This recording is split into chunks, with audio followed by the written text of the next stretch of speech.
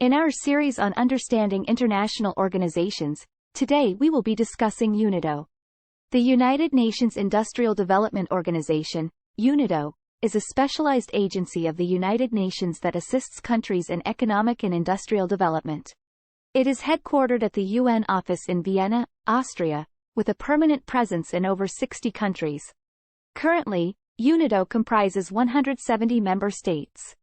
UNIDO was established in 1966 by the UN General Assembly to promote and accelerate the industrialization of developing countries, which were emerging from decolonization in record numbers and with little to no industrial base.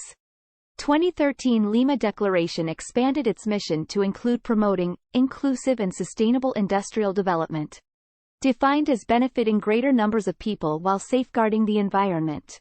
UNIDO's strategic priorities include 1. Creating shared prosperity. 2. Advancing economic competitiveness. 3. Safeguarding the environment. 4. Strengthening knowledge and institutions. Each of these goals is to be achieved through technical cooperation, policy advice, analysis and research, the development of uniform standards and quality control, and partnerships for knowledge transfer, networking and industrial cooperation.